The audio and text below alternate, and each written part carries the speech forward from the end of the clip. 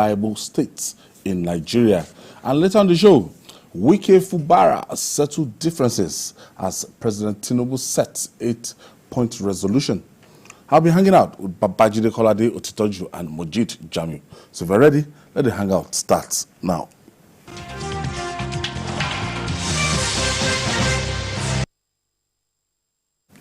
Let's begin with japa syndrome, which is eating deeper into our polity more than we think. The Executive Secretary of the Tertiary Education Trust Fund, TET Fund, Professor Sonny Echono, has described as alarming the number of university lecturers studying abroad under TET Fund sponsorship who have absconded. Professor Echono said he does not want to give a figure because it's both sad and alarming. And this opportunity given is being abused. Jide, TET Fund will send lecturers abroad after finishing their research or whatever they went there to do? They don't finish. They abandon the course halfway. They abandon it halfway and go and get a job. That is it. They don't finish. Only very few of them finish. The ones who finish will come back home. In most cases, they simply abandon the academic pursuit and start working. Is the situation that bad? It's extremely bad. There was a university in the southwest. I don't want to mention the name because a lot of my friends, including one of our senior management staff here, went to that university. 7 of them left and didn't come back. 7 left about the same time and never came. You know, when you are checking the profile of any lecturer those days, so it's like an honor to go outside the country to go and study and come back. Lecturer. You add it to your CV and, yes, you know. That's what the university system is about. But you will agree with me that in the world that we find ourselves today, everything is becoming inverted. We now have rains falling even in one northwest community the other day. In November, rain fell. I saw it. No, they told me I was going to Yobe State and I saw it. Rain fell in November. In Lagos, we had rain December. Still fell some days back. You know, everything is inverted. University lecturers who naturally should see this as a golden opportunity. Acquire education, acquire knowledge, come back to give back to the society. They go there and fail to come back. Some universities devised a method of surcharging their guarantors. But they usually also abandon it halfway because how do you, okay, if you were sent abroad to do your PhD, you know, in the UK, on the average it's like 20k per annum, 20k pounds per annum. That's a lot of money. Who can help you refund all of that money? It's just not possible. It's not possible. So if he had mentioned how many of them had left, you will see and not come back, it would be a national shame. Because I can tell you, I said one university, 7 of them left about the same time and not one of them came back. It is that bad. Why would we send people? They sign bonds. They sign bonds with their universities that look, when they come back, they are going to work for a minimum of 3 years before leaving, if they even want to go elsewhere. In spite of that, these people still breach the agreement. They go abroad, abandon the academic work halfway, and then decide to go and start working in that place. And we must also add that beyond even the TET Fund scholarships, university lecturers are living in droves on their own. Without TET Fund grants? I was speaking with the VC of Unilag the other day. It is already extremely disturbing to them in that university, the rate at which lecturers are living. In fact, they are saying now that some of the people who are remaining are people who are probably not among the best. So people are living. They are living in droves. Even some who are already like 60 years, some are still living. The lecturers don't want to stay anymore. One of the reasons why I'm glad about the fact that they've decided that they will not use this IPPIS was because the IPPIS itself was an enabler of the frustration of lecturers. And many of them cannot function within that system. How do you create a situation in which you see a lecturer as simply working in one institution? If he goes to become visiting lecturer somewhere else, he will not be captured, he will not be paid. A VC was telling me that someone had already done 12 months in a school and had not been paid a dime because of that shitty IPPIS. Come on. So it's wrong for people to take a scholarship Mujid, and then come back. This is not happening to the lecturers alone. It's happening in all sector, medical line, everything. But it becomes worrisome if people that are meant to be role models, people that are children are meant to go, lecturing used to be one of, not teaching, no, lecturing in university, one of the most prestigious jobs those days in universities. But right now, the reverse is the case. They're not motivated at all.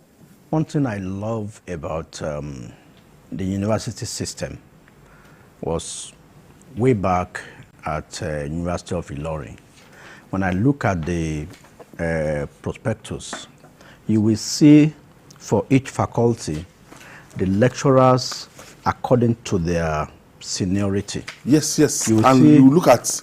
I recall then a lecturer in the engineering faculty, Professor Olufeagba, University of Ilorin. A world-class lecturer. World-class lecturer. You will see the institution he attended. Yeah. And yeah. my own. Even in my school, the likes of Professor Akinyebode. Yes, Professor. Yes, Harvard, MSc, MD, LLB, Harvard. You see so X, Y, and Z. Published. You will see Reading. Professor Oyebidako Obe. Yes. Professor Jelili Omotola. You see the names of their schools. Professor Tunde Babawale. Yeah. So it's a thing of joy then. And way back then, and this the TED Fund arranges and some of the universities, they have like an exchange program where these lecturers will go abroad and they will come back and still teach. I mean, but now it's so worrisome. I didn't mention like 20,000 pounds for masters. TED Fund and some other institutions and some other like PTDF pays 50,000 pounds for PhD programs for 2 or 3 years. And you collect this money, you sign a bond that after 2 or 3 years, you come back and give back to the society. Yes. And that's one of the reasons why the other institution over there, the foreign institution, is giving you this opportunity to come and study under this exchange program. And you collect 50,000 pounds from Nigerian government, you go there, you won't even finish the program, you abscond. Some will ask for an extension. The extension is not to complete the course they went to do, but to japa, quote and unquote. Look for a job. Now, Eshono has said that they are going to write some of them, give them 2 options. Either you refund the money you have collected, or you come back to Nigeria and at least complete the terms as stated in the funds, or we write the foreign embassies over there to repatriate you back to Nigeria. Yes. And I saw that happen with the Lagos state government. There was a lady who got funding as a medical doctor to go abroad from the Lagos state government. You go there, you took off, and you took Lagos state government money. It became an issue then, and it was during the Ambode era. They were now begging. The family were begging. I said, why are you begging? You signed a bond that government should sponsor you. Got there. Thousands of pounds. I think it was about 50,000 pounds then. Very expensive for you got there, you took off. So why didn't your family provide that money? Where things are not really rosy in Nigeria, but some people are still here. If you use your money to fund yourself to japa, nobody will ask after you got. You are saying this government, this country is not good. Yes, you are collecting the money of the country to japa, and you want to stay there without paying back. How do we stem say, no. No, we have to find a way to make it difficult. Otherwise, I see it rising. I felt hard about this problem. Is it through good governance by making sure our lecturers are they are motivated and they are motivated to stay? No, the staying is not the issue. During my own time in the university, we had lecturers from the UK and other places. No one can say they were not taking care of them over there. Yeah. Because some of those lecturers were world-class lecturers. Some of them had already even gone to other countries journals before coming here. International journals. People like Professor Cook, I don't know if you heard about him. The modern European languages department at many campus. Yes, was a world-class academic. So it's the commitment to academic excellence, the commitment to knowledge hunting is what drives them. It's not about money or, my own country. In any case, there is no country in the world that is so self-sufficient that people don't move out of it on account of economic immigration. Our own is a problem because people now, without planning properly, they just want to leave Nigeria. And they end up, some of them end up at immigration camps. You know, some of them end up doing terrible jobs that you can't even think of. You know? So, but if you take money from government for you to be trained with the desire of having you come back and imparting knowledge, because you yourself, you are a product of imparted knowledge, then you must not decide to stay there. I know someone who got 30 million, he didn't finish the course there and just stayed there. I mean, it's just bad. So through the embassy, they should be able to stop this kind of people.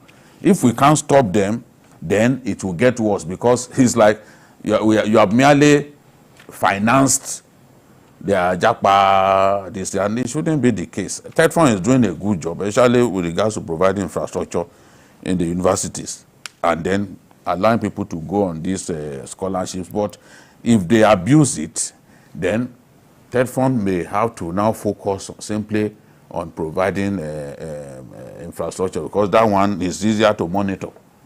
All right. In the eyes of the law, all states in Nigeria are equal, but some are more viable than others. A report by the Economic Confidential, a subsidiary of PR Nigeria, has declared 7 states, including Lagos, Ogun, Rivers, Kaduna, Kwara, Oyo, and Edo, as the most viable states in the country in 2022. According to the reports, the IGR of the 36 states of the Federation totaled 1.8 trillion naira in 2022, which was above that of 2021 at 1.76 trillion naira. Reports indicate that the IGR of Lagos at 651 billion naira is higher than that of 30 other states combined, 30 states put together, whose revenue are extremely low compared to their allocations from the Federation account. Mojid, can you just shed more light into this?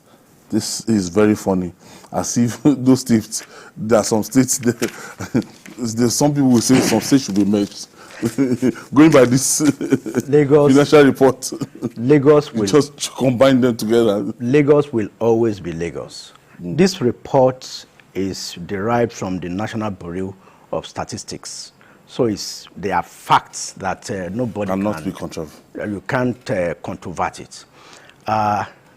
It is not an accident that Lagos, as in subnational, is the only state south of the Sahara that can single-handedly fund an electric train system. It is not a coincidence. It's not an accident. And as we speak today, the red line, in preparation for its being launched in January by the president, the bridge. Oh, the red line is almost ready. Yeah, it will be launched by the president in the first quarter. President Bola Ahmed Tinubu. I think that's the first thing is coming to launch in January. Now, as we speak today, the bridge for the overpass for the red line for Ikeja, that's the third in the series. They start with that of Yaba. They went to Igbo. Today they did that one beside Computer Ikeja, Village. correct, has been opened today. Lagos IGR 651 billion in 2022 is greater than the IGR of 30 states put together. And it is not by coincidence that for 4 years, no single bank robbery in Lagos. So Lagos has invested so much in infrastructure, security, and an enablement that allows the likes of Dangote to come and site a refinery in Lagos. So that's why it's not tea and bread for you to be governor of Lagos. It's serious business being the governor of Lagos. And as we are having 5 states that are doing so well, we have some states that are insolvent in this report. The likes of Bayelsa, Kebbi, Katsina, Akwa Ibom, Taraba, where their IGR... Are you sure Ekiti State is not there? No, Ekiti is solvent, and Kogi is solvent. So, and Ondo is solvent. So, we have those states where their IGR... So, saying that Ekiti can survive on its IGR? Yes. Because what is their IGR? The way they measure it is your internal generated revenue must be at least 20% of what you collect from the Federal Accounts Allocation Committee from FAC. So the moment you fall less than 10%, you are insolvent. It means if anything, if zero comes from federal, you're on your own. But Ekiti has been... No, you see, the thing is, let's forget what the people put this together. Yes. These are statistics. No, you see, no, I'm ready for parameters that they I'm ready for you. Yes, I'm ready for you. No, of course, even my state too. Yes. If you talk about my state as your state is solvent. Is solvent. That is if I agree. Now, what they are saying, this baseline that they have created. Yeah. Let's take it further. Yeah. Were this idea of states simply going to the center to share the cake, were it to come to an end under a fully federal structure, will some of these states survive? Even some of the states that they claimed are solvent, will they survive? I'm any problem. They will not survive. They just created a baseline by way of, okay, they've done well. As in? Like Lagos now. Lagos got 370 billion. You know where it will be difficult. You know that this 370 billion, before now, there were occasions when the old states in the federation were sharing even not up to 300. No, this figure is for 2022. I'm going there. Yeah. You know? Now, don't listen to me, you see where I'm going. Okay. Now, they are getting a lot more. Sure. A lot more. Sure. They shared roughly 1 trillion. 1 trillion, more than 1 trillion. Day. Yeah. I know months when they didn't even get to 300 billion. Yeah. Yes. Some states, NNPC, some states all of them, yes, no remittance, and then what was it called? Even when the oil sector was badly hit by oil theft and all that, we are not doing so well. So now that they are getting so much, if you some states are now getting 2 times what they used to get before. Yes. If they were to use that same parameters that they used, Index, yeah. will those states still be insolvent? Will they still be solvent? See, no, because we can actually start the calculation as we speak. Let's not encourage these states to think that you can stand. They can stand. They cannot. We know. In their hearts, they know. No. They know. See, it depends on the kind of management you put in place in some states. There are some states that are owing salaries. Even with the humongous amounts they are getting now, they are still owing salaries. Yes. But some states, Bayelsa, for example, has no business being insolvent. With the kind of Bayelsa is one of the states that collect one of the highest revenues. I think they had they are heavily indebted. And they are heavily indebted. They started having problems since some oil wells was even at that debt. The debt that they logged over the years, including on the airport that they built. You know, when governors go taking loans, and they have repercussions. Then it also see let me give you an example. Then it's a small state of 8 local governments. Yes. Just a straight through. So is it fair to compare them to much bigger states? See, in terms of land mass, you know, it's bigger than Lagos because a lot of it is water. And, but only four local governments are even on land. The remaining 4, I think no, 3 are on land. But let me chip in something here. 2 states takes 10 billion facility loans. One went to the stock market, took a bond, spread it over 25 years. The other went to the bank to take the facility. The one that went to the stock market will get its own probably at half of the rates that the banks will give. But because you need to go through a lot of processes for the stock market, most of them will not want to access the stock market. They rather go for a quick win where the percentage will be paying. They don't waste time. They will pay about 35%. So you see, standing order. Yes, you see 2 states that took 10 billion. One has a moratorium and even a long gestation, while the other has a short distance. So it depends on who is managing. It's the insolvency thing that it's part of it. If you are, it's part of it. You are now handling almost 3 times let's quickly take this break. We'll come back. We'll still discuss more about this. We'll be right back after the timeout. Please stay with us.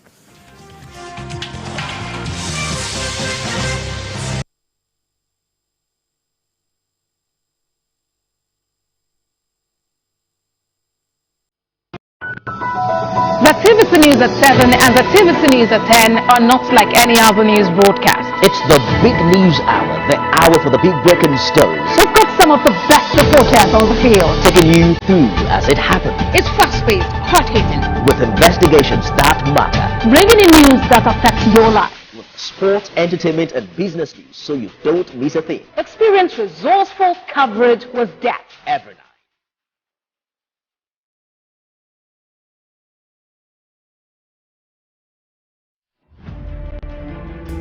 Politics is defined as getting what, where, when, and how. But in the mix, many things come to play to shape the political fortune of any country. You don't want to miss any edition of this program, Monday to Sunday. I said Friday. I said Saturday. You join Jide with issues with Jide. We rest on Saturday, but you can join Jide online. For some governors, some states that used to get as little as 2 billion before, they are getting about 8 billion. So if that's staggering, yes, it's staggering. Yet some of them cannot share palliatives to people. They should be ashamed of themselves. They should be ashamed of themselves, some of those governors. Now, if you are to use the same modules that these people use to determine solvency, those states will go down. They won't be solvent anymore, because in 2021, 2022, what the states were getting was very low compared to what they now get. I know some months when it was barely 300 billion that the whole federation shared. Today, we shared at least twice now, we shared about 1 trillion. Yeah. And in spite of that, the government was able to save some money. The first time, because President Tinubu was conscious that a staggering revenue, staggering sum of money coming to the FARC, if distributed completely, could worsen inflation. You understand? So they then decided that money. They then decided, okay, let us have the infrastructure Keep fund. it. So they kept some of it. That first time that we moved, subsidy was removed, and we moved to about 1 trillion. I think they did 950 something. Yeah. That month. Governors are behaving now like nothing has changed. If you can earn more, You are earning more, though you are not from prepared 2 to billion, give from 3 people billion now to 8 palliatives. billion. Why do the people need palliatives at this time? You all know we remove subsidy. The pain, Life is almost the unbearable. Pain, the pain is overwhelming for a good number of people. Yet governors sit in the cozy of their offices. You know, do they even sit in their offices? Most of them don't sit in their states. They're always going to Abuja. Even if there's no meeting, One meeting or the Abuja other. is their house. But What is the point? What are you looking for? in Abuja? Different states are using several approaches, like Ogun, for example, bought CNG buses and distributed. No, Food first. We are going Food. to pay for conversion. Yes. You are going to pay, and it's a hefty. He has not subsidized the money for It's not as some if it's subsidized. food. You People are know, hungry. before everybody even got into it, Ogun State was the first to. They Yes. brought some Indians and And- all that, and because they were thinking of that. Okay, this thing we could make money from it, and we've said that. Look, don't think about the money first. And Think about how you can ease the pain. We are aware of these things Invest that they are doing. yes. Lagos. Okay, Ogun is Ogun now as we speak. What is the level of palliative distribution in Ogun? Well, I don't. Apart from one landlord that we saw the other time. Yes. That came that said, look, oh, this They is said price it's own street. for it's the own whole street. community. No, it's- although he was it's- intimidated to recount. Is that Ogun or Kwara? That's Oh, it's Ogun. That Ogun Ogun. State. You even mentioned the. Lagos on Sunday, they paid 50,000 to about 150,000 Another trader money. marketers, which I think is a good one. 50,000, similar to what happened in Better 50,000 naira To to 15,000 traders. 15,000 traders. That's quite a lot. And I know also the Ekiti state government set up a committee to decide on how this palliative will go. I think the former deputy governor, Professor Adelabu, is the chair of that committee to decide on how the palliative will be sent. But I think we want to tell Nigerians here that each state has received 5 billion for palliatives, and also They're giving them the second tranche of the. yes, they have taken 2 billion of the 5. But apart from that, And that means they've not received. and they have not received the same, but they are going to get it because it's a promise from the president. But they have received 2 billion. Then each state has also received 9 billion naira each infrastructure fund. Each of the 36 states. My concern is the palliative. because we've been to other states where the governors there have better human face Yes. than some of the governors around here. I mean, we have to tell ourselves. Don't get it twisted though. We have a lot of poor people in Lagos too. I think a lot of Are people there in not the slums city in center. Lagos? I'm telling you. I I think when people that's want to do the- documentaries about some of the poorest places in Nigeria, is it not on that dirty water that they go to They go to- do yeah. those documentaries? You know how many awards people have won? And- Yes. in and documentaries? they used Was to it go not to here in Makoko? Lagos? Yes, and Was it not here in Okobaba. Lagos? At the refuse dump that they did some documentaries Yes. and even discovered an artist Yes. that was a scavenger.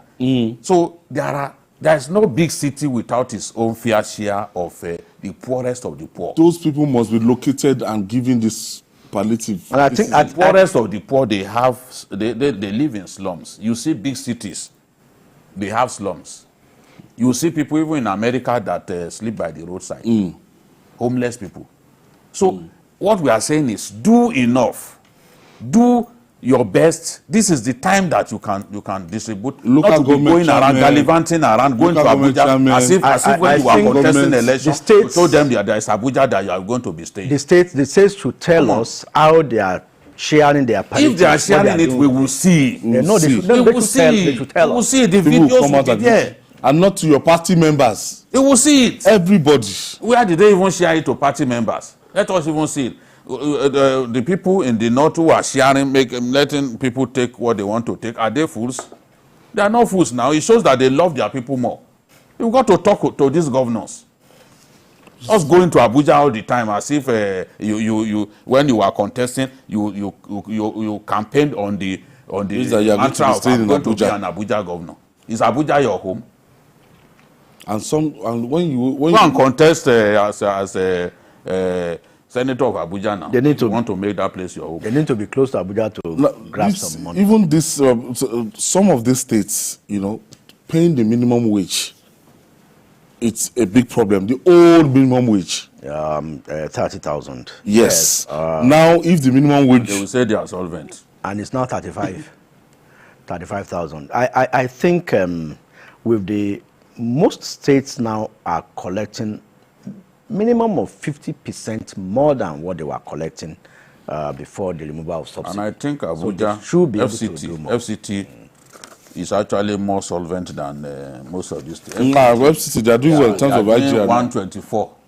Yeah. 124.4 billion, which is higher than IGR. Yes, IGR, which is higher than some of these states that we are talking about. Yes, so a state like Delta, with all the oil companies, the total IGR per annum is 85 billion.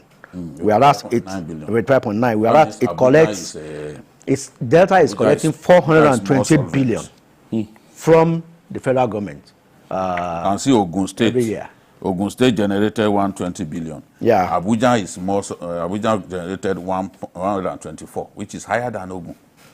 Yeah, because most of the banks now, they have their headquarters in Abuja. Then all the embassies, they have all their headquarters, and the IOCs, international oil companies, they have offices there. So they pay ground rent and stuff like that, which forms part of the IGR. So that explains why, of course, Abuja will generate more. And I think the figures for 2023 will be far, far higher than this. And of course. We look forward to see that figure. Inflation can be very deceptive. Can make this kind of figures deceptive. Next year you see much higher, but the cost of business, rates. But the cost of doing business will have also gone up. So it can be deceptive. You can say, we are making progress, but when you look at you bear inflation and the devaluation of the currency in mind, you just see that look, there's really little or nothing to celebrate about. All right, and finally, the troubled political water of River States is now calm following presidential intervention. The major political actors in the crisis, Governor Similaye Fubara and his predecessor, Nyesom Wike, have reached a truce after a meeting with President Bola Ahmed Tinubu at the presidential villa in Abuja. President Tinubu met with parties involved in the crisis and secured commitments from all sides to abide by a set of 8 resolutions reached at the party. Let's share the story by TVC News' Femi Akonde with you.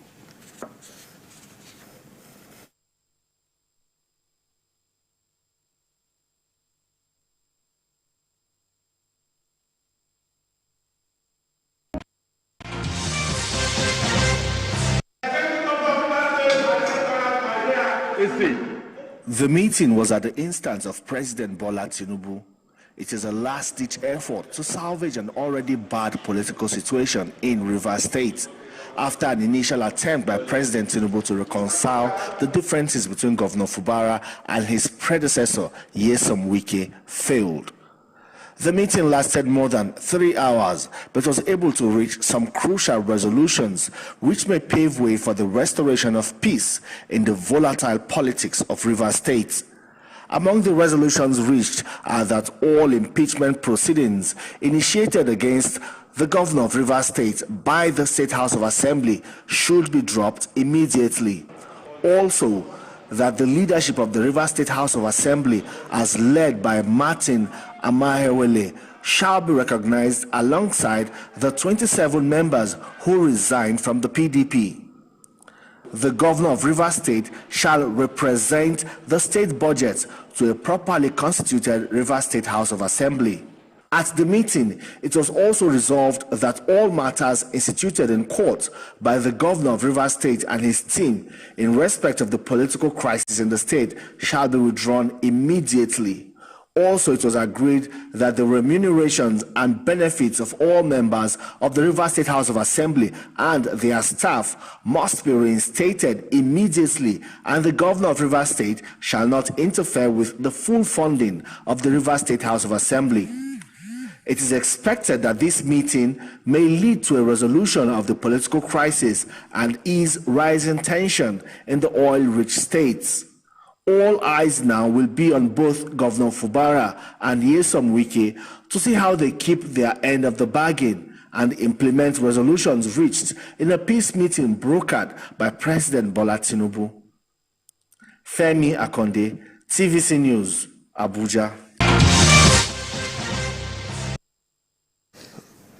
When you look at this resolution, Jide, I'm just happy because we were saying it here. okay, Even before those leaders, the Rivers leaders, suggested to President Tinubu that he should intervene a second time, it looked so clear to me that only the president could have solved this problem. And here, on this program, we suggested to the president that, look, you can intervene again. And I remember saying that in many issues such as this, one meeting may not solve the problem. You need to meet 1 or 2 times. When you recall, before they were able to solve the Modakeke Ife problem, you know how many times they had to meet and all that before they were able to solve the problem. So I'm happy that our president is a listening president. He got involved, and at the end of the day, we have a resolution. we are happy that the president did not allow the Obaseki model to prevail. You know, we had also said that this is a different precedent. Yes. We cannot have a situation in our country where 4 persons, because what they were trying to do was out of 32. They wanted to be running the assembly with 4 persons. Yes, The governor had given them a. They've already gone to court. Where they were sitting. Come on, in a place, because it's barbaric. It's barbaric to do that. People who are educated, they shouldn't be going this far. If we say politicians are naturally bad people, So 27 constituencies decent people will should now be politics. Will be shut out. will be shut out. Decent people should The allowances, everything. politics. So we can't have a situation in which everyone thinks that because of Baseki got away with it. that I have to do that. No. But there is a different person. It's a wicked model. Never would that kind of model thrive anywhere in this country again. No, I will be. That Remember, constituents will be robbed. on the day that this EFCC and DSS. had their quanta in that place. I said, what we had before, when the president will simply not do anything and people working under him will be quarreling with one another, that it should not happen under this presidency. That same day, Asiwaju told the DSS to leave the place with immediate effect, that he doesn't want to see that kind of thing happening. A president must show that he's in charge. Yeah. People are saying, I heard some people on social media say, oh, is Tinubu not APC? What's his business with their with the matter of PDP? Oh, and that state, The father of all. that state is where we produce a lot of crude oil. Yes. And they're already threatening that they will go and Production. attacking our oil installation. So you want the president to be snoring while Rome is burning. He cannot do that. That's not how to be a good leader. So he waded in and he called the people concerned. You know, the leader said that they even sent for Fubara and Wike, and they ignored the leaders. But to ignore a president in our kind of politics, where presidents have tremendous powers, you know it's not easy. Somebody was saying, will the president be able to prevail on Wike? I said, you know what you are talking about. Wike is his staff. Yeah. This is minister, is his staff. It's just like asking me whether some of the people in current affairs and TVC, will Jide be able to whip them into line? Oh, may that day not come that you walk under me and I will not be able to face you and tell you the truth. We have to show who is in charge. And the president is in charge. That is the truth. That's what we've seen.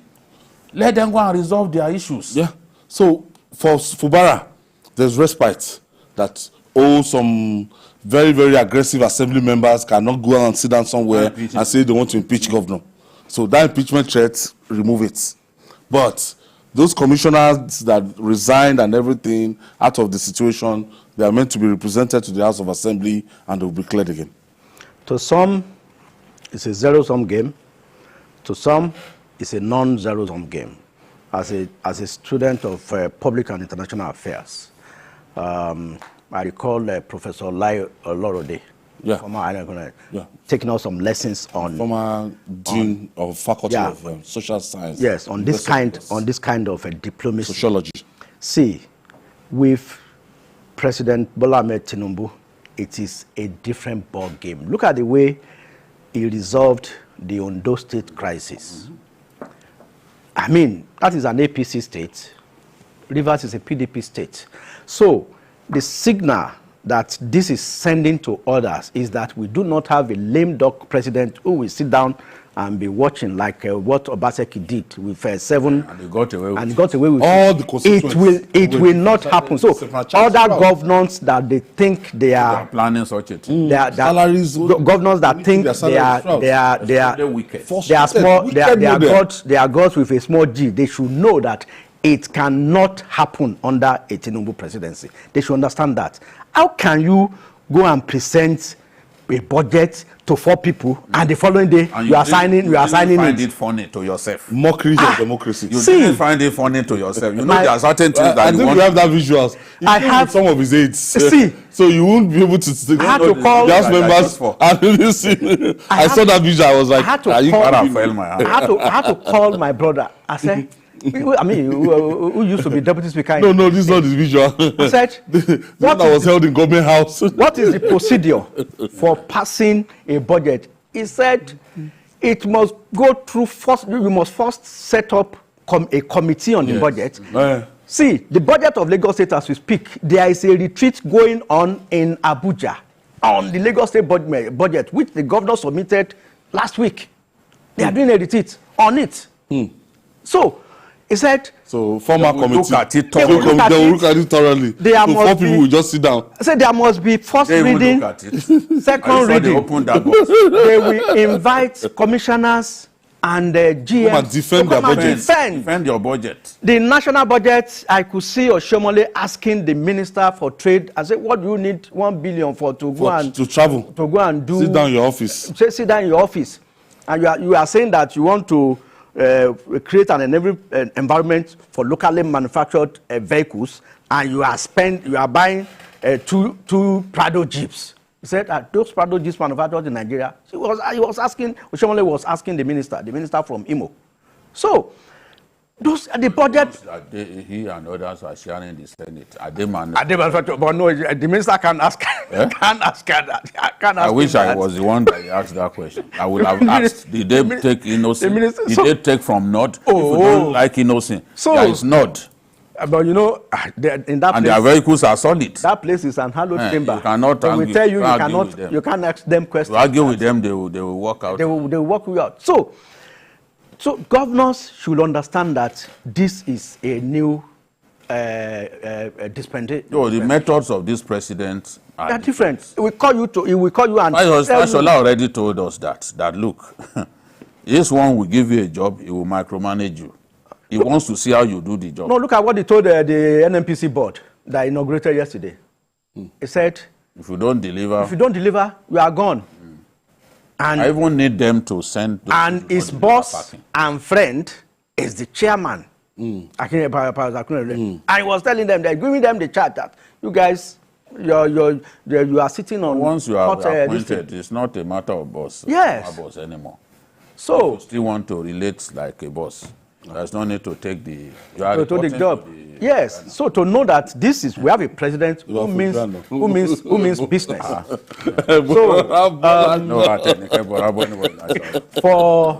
For Rivers, honestly, I give kudos to the elders, the likes of Chief Odili, who said, no, we can't allow this to happen. And the likes of Chief Edwin Clark, who said, how can you go and demolish? No, that thing was the worst thing. How can you do that? It's a bloody waste of money. Extremely wasteful. Now look at the one the governor in Kano. Investigated the people that led the bombing of that house. No, they were trying to destroy evidence. That's why they are doing all this. Because investigation has not been concluded, and we are already they're pulling it down. You say you face a stress test. But it's not the whole complex. Now, I've seen that place before. I know that. It's just a wasteful exercise. Just a small portion. Adjoining buildings you demolish. The whole complex now failing integrity test. Including adjoining buildings. Fubara didn't try. People are watching. Nigerians, some of the Nigerians watching this are traumatized about how wasteful we are. No, it's the like money that we impression that we have so much money, whereas we do not. The same thing happened in Kano. The Kano governor, the present governor. So now they are going to pay 3 He's billion. going to pay 3 billion. In fact, they are lucky that the court 3 billion. The court helped them. West so that they can achieve, yes, because the people asked for 60 billion. Because of when they if they quantify it and if they decide to look at the costs. It's illegal demolition. I don't know the kind of rush in the head that our politicians just because you just feel that Ganduje owns the property. It's running. And how many? Even if Ganduje were to be a hardened criminal, he cannot own an entire state now. You are giving the impression that virtually everything that you demolish is either Ganduje or his people. Now the people who have gone to court, are they Ganduje's people? Innocent traders. They even lost their wares because thugs descended on the areas where they demolished and were stealing people's wares. So people lost the opportunity to even retrieve their wares. We shouldn't take politics to this ridiculous level, honestly. So I'm just happy. I'm happy about the resolutions, and I'm happy that the attempt to run a house with 4 persons was defeated. That should never happen. Fubara should do... Obaseki's model should never happen. Never again. It's just the same way that Obasanjo's model of using 7 persons to impeach a governor will not work again. Nobody can do that again. Obasanjo's so-called emergency rule, like the one that happened in State, it will not happen again. It will not happen again. There's nothing like emergency. 4 members. Emergency rule where you destroy you destroy all political structures. This is like caricature, and the speaker sat down there. It's not our law. He delivered the budget to the house. Leave these people, please. Leave these people. No? Because at the end of the day, everybody is sitting down. You think they are all lawmakers. You think they are all lawmakers, so that they form quorum. I think the governor should listen to the likes of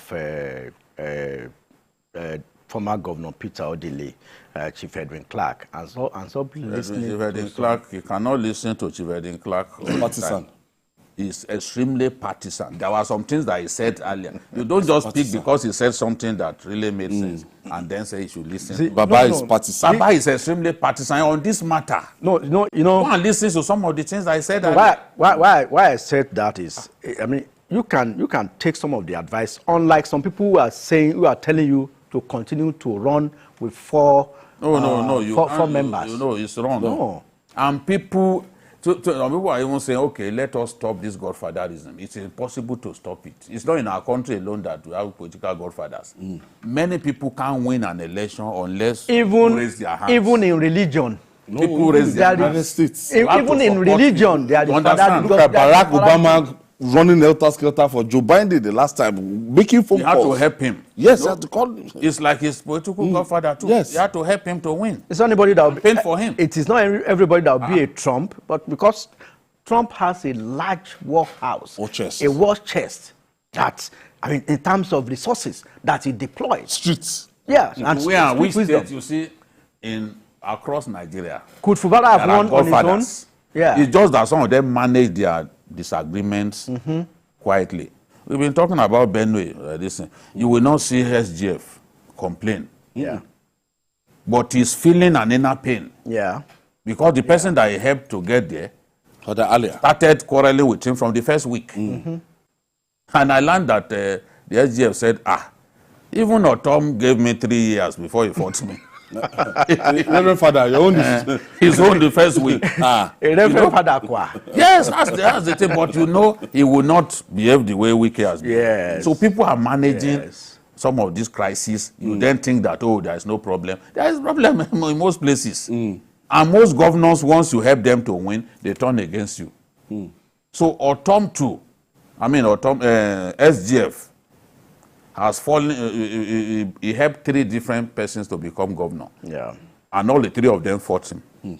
The same way that Danjuma Goje helped 2 persons to become governor.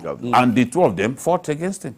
So there's no, you can't put an end to Godfather as long as an individual, especially those who don't have political background, cannot win election on their own. They must use some babas to help them reach out to people. So that's the thing. We can't take away godfatherism in our politics. All right. It's not possible. I want to thank you, Moji Jamiu. Thank you for your contribution.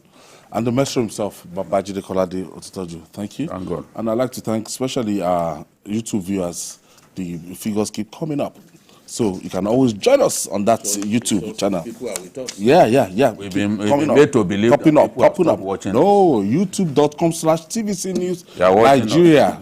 Remember, keep it up. I said the day we discussed Mohbad, I just saw 385,000 views. And I said, I thought they said nobody watches us again. They used to abuse me with it. 385,000, one episode. Wow. Man. Wow, we want to thank you. And that's it on Journalist Hangout. Join us tomorrow for another episode of the program. You can watch the repeat broadcast tonight at 11 p.m. And don't forget to join us from 1:30 to 3:30 on Sunday for Journalist Hangout. On Sunday, I'm Ayodele Uzubapu. Bye for now, and God bless Nigeria.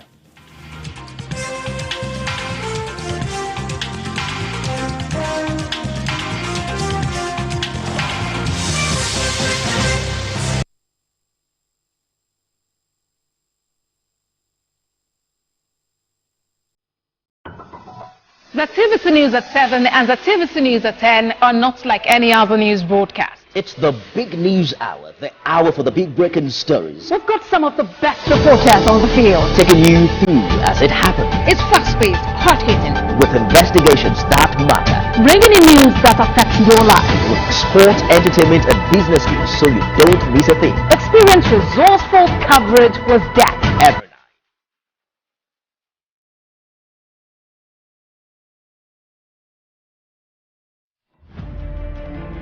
Politics is defined as getting what, where, when, and how. But in the mix, many things come to play to shape the political fortune of any country. Honorable Minister, the public. From the political actors to the electorate, campaign to voting, from debates to policy decisions, big events happen to engage us in constant conversation. That's what we're looking for. Not some people who are talking about ethnicity. No. It's on your mind. Don't worry. Join me every day on Politics Tonight, where we dissect issues that shape our political destiny. Politics Tonight, weekdays on TVC News. Every weekday on Business Nigeria, we uncover the secrets of the financial world, breaking down intricate economic and financial matters. We analyze the stock market, shares, bonds, and the thrilling world of cryptocurrencies. We unveil and analyze complex policies of the CBN and other government parastatals as they affect your everyday life, keeping you a step ahead every time. Okay, this is good. Facts matter. Our team dives deep to separate fact from popular opinion. We simplify complex government policies as it impacts your everyday life, helping you navigate the ever-changing financial landscape. Watch Business Nigeria every weekday at 2 p.m. only on TVC News. First with breaking news.